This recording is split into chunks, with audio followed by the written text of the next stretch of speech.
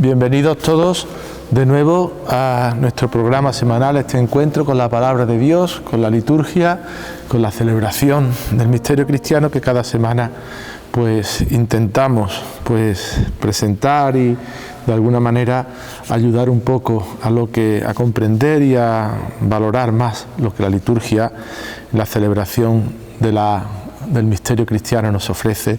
a través de la palabra de Dios en este domingo en el que la Iglesia celebra la fiesta de la presentación del Señor. Es la fiesta de las candelas o de la Candelaria, como también la conocemos,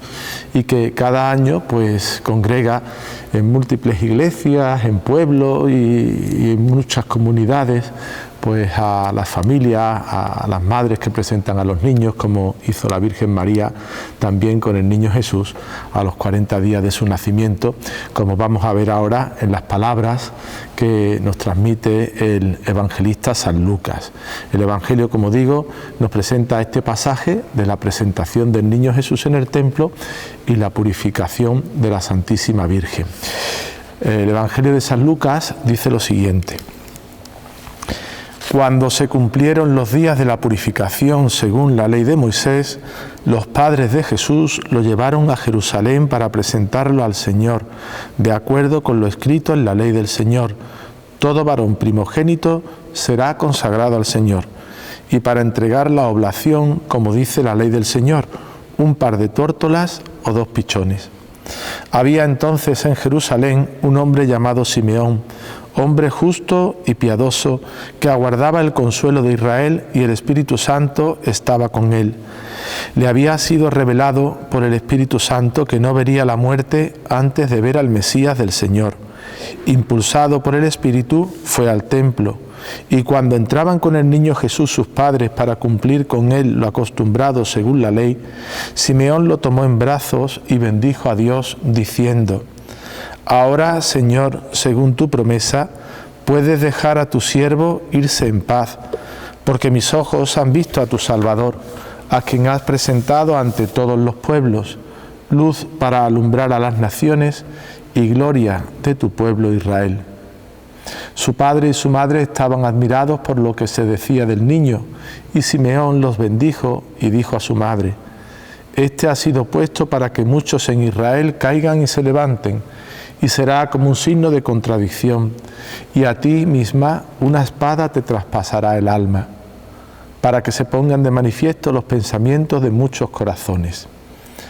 Había también una profetisa, Ana, hija de Fanuel, de la tribu de Aser, ya muy avanzada en años.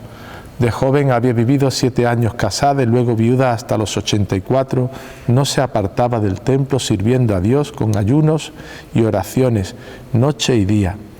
Presentándose en aquel momento, alababa también a Dios y hablaba del niño a todos los que aguardaban la liberación de Jerusalén. Y cuando se cumplieron todos los que prescribía la ley del Señor, se volvieron a Jerusalén, a su ciudad de Nazaret,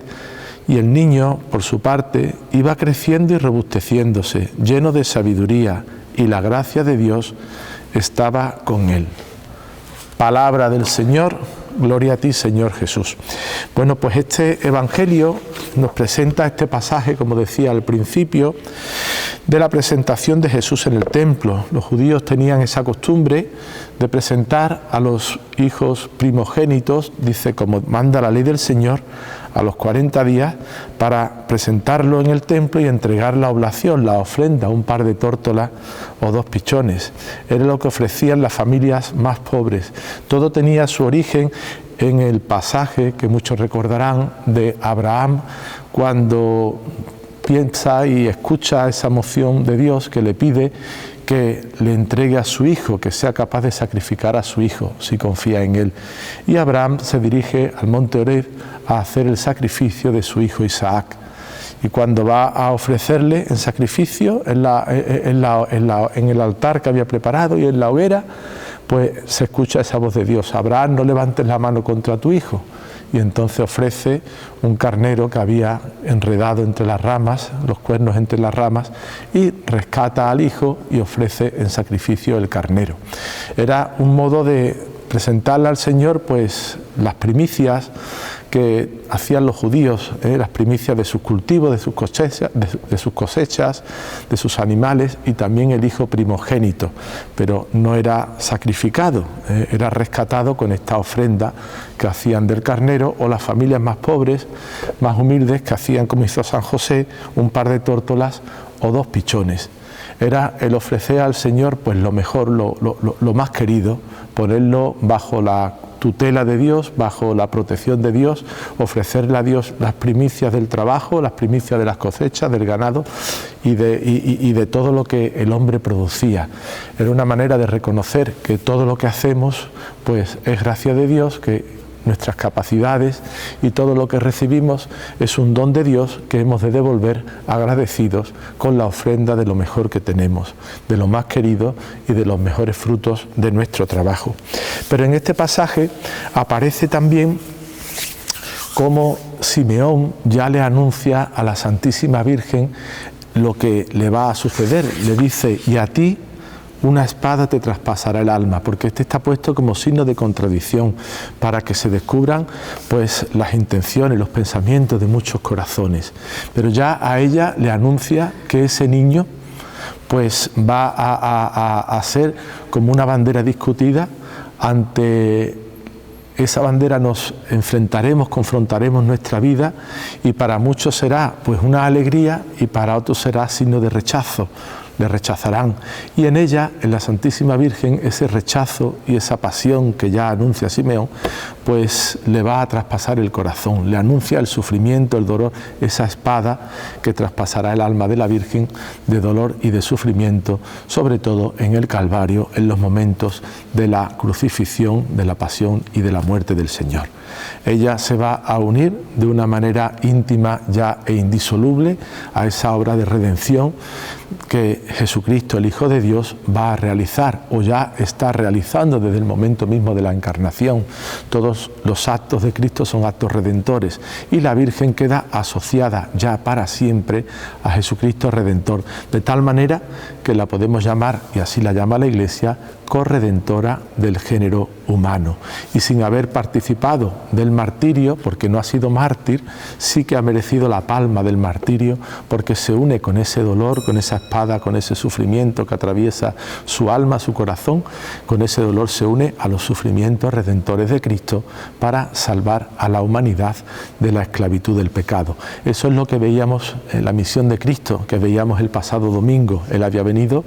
nos dice, para rescatar a los cautivos, liberar a los oprimidos, para anunciar el año de gracia, el perdón, la misericordia. Él ha venido a rescatar al hombre esclavo del pecado. Y la Santísima Virgen pues va a quedar asociada ya para siempre a esa obra redentora de Cristo. Pues en este día de la Candelaria, pues ¿qué nos queda a nosotros? ¿O qué espera la Iglesia de nosotros? Pues qué espera Dios, más bien diríamos, pues que ofrezcamos también nuestra vida al Señor, que ofrezcamos nuestros pensamientos, deseos y obras a Jesucristo y nos pongamos siempre al servicio de Dios. Porque desde pequeños la gran mayoría de nosotros hemos recibido el bautismo, fuimos presentados en la Iglesia y fuimos hechos hijos de Dios. Y desde ese momento quedamos marcados con ese signo del cristiano, con ese sello que nos hace, como digo, hijos de Dios, y no solamente hijos de Dios, sino imagen de Jesucristo, el Hijo de Dios, y con Cristo discípulos y apóstoles de su palabra, entregando nuestra vida y todo lo que somos al Señor. Hoy pedimos también por todas las madres. Como decía al principio, en muchas iglesias, en muchos pueblos, en esta misma parroquia y en otras iglesias de Écija se hará la presentación de los niños también, de los niños que han sido bautizados. Pues pedimos por todas las madres que han presentado a sus hijos en la iglesia para recibir el bautismo, por todos los niños que han sido presentados para recibir este sacramento y que han recibido la gracia bautismal, el don del Espíritu Santo que los ha hecho hijos de Dios, los ha hecho miembros de la iglesia para siempre siempre. Pedimos por todas las madres, en especial por aquellas que también pasan por dificultades, por aquellas familias que pasan por dificultades para la educación de sus hijos, para que puedan crecer pues con alegría y con todo lo necesario que una persona necesita para crecer y vivir dignamente. Pedimos por todas las madres también para que ellas, con ese espíritu materno y esa sensibilidad especial que tienen para la educación, pues sepan también educar a los hijos en la fe, sepan transmitirles la fe que la Iglesia les ha dado por medio de esa semilla que el Espíritu Santo deja en nosotros el día del bautismo. Pues que pidamos por todas ellas, por todas las madres, por todos los niños que van a ser presentados en estos días en la Iglesia, por todos aquellos que reciben el bautismo y desde pequeñitos, como Jesucristo, presentados en el templo, son puestos bajo la protección de la divina providencia, bajo la protección de Dios, para que, custodiados por esta gracia, puedan crecer como Jesucristo en sabiduría, en gracia ante Dios y ante los hombres, para que ellos también encarnen esa ofrenda que las madres hacen y que se materializa, como digo, en la transmisión de la fe y de los valores cristianos dentro de la familia. Pues que vivamos con mucha alegría y con mucho gozo este día, que participemos en la Eucaristía, pidiendo por todos ellos, por todos los niños que han sido bautizados y que se presentan en la Iglesia, para que vivan como hijos de Dios y crezcan siempre robustos en la fe. Muchas gracias a todos y hasta el próximo día, si Dios quiere.